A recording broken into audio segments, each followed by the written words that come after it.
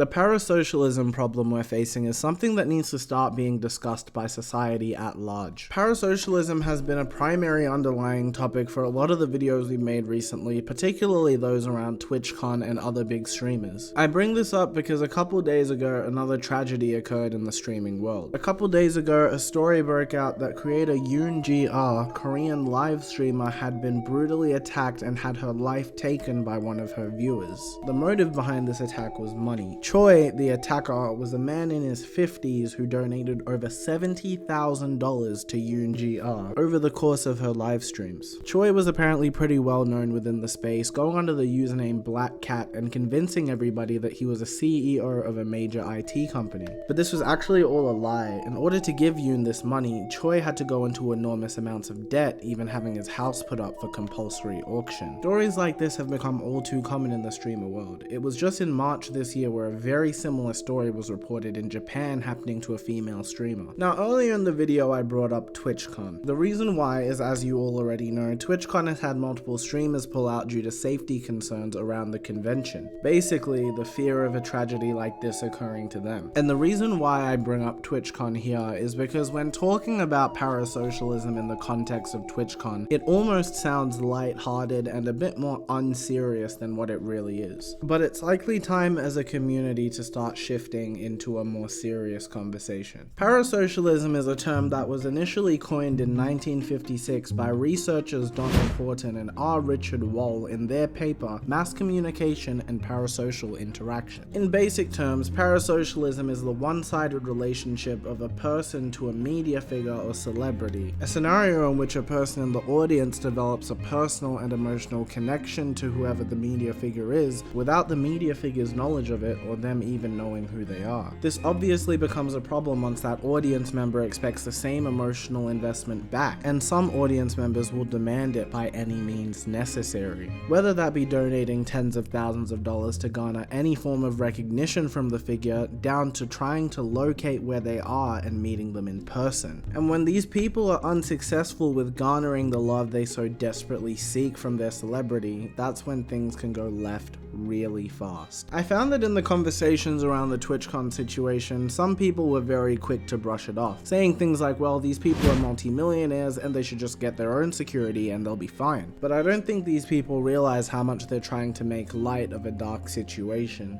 Some of these large streamers who have pulled out of TwitchCon are people who have witnessed firsthand what it's like to be in a parasocial relationship and are genuinely fearing for their lives. And as a big streamer who's in a parasocial relationship, as you don't even know who this person is, there's no way to tell that it's actually coming. But I'd like to bring this story back to Miss Ji-Ah. While it's easier to draw up a narrative about parasocialism by talking about the pattern we can see of this happening to multiple streamers around the world, I'd like to isolate Ji-Ah's story for the rest of this video as to not diminish the impact that her story specifically has had. Even if this was the only time that this ever happened in the streaming community, this is something that should never happen in the streaming community.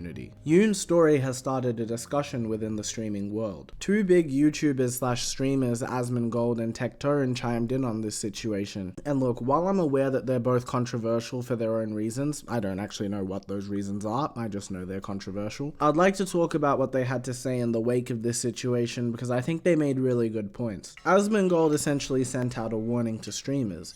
If somebody randomly starts giving you a ton of money, stop and block them. As it's impossible to never know their motives, this makes sense as a defense mechanism. I know it might sound insane, he added on, but think about the kinds of people who give $50,000 to a girl on the internet.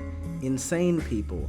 Be safe and proactive. And yeah, I agree it does sound insane to block somebody who's giving you tens of thousands of dollars, but unfortunately that just seems to be the climate of social media that people are in right now. Tectone added a story about how he had two of his biggest supporters show up to his house uninvited when he never gave them his address. Now just that alone shows the very clear dangers of parasocialism. Tectone went as far as to tell the guys who showed up to his house, even though they were nice and brought gifts, that if they ever showed back again, he would would use lethal force against them. And I can't blame him for that. I think that's just how large media figures and especially big streamers need to be currently, at least until the issue of parasocialism is addressed. Rest in paradise, Yoon Ji-Ah. Your story will not be forgotten, and nor will the stories of anybody else this has happened to, and I hope that this becomes a catalyst to a broader conversation about parasocialism within the social media space. I'd love to know your thoughts on this, so leave a comment down below if you've got anything to say about this.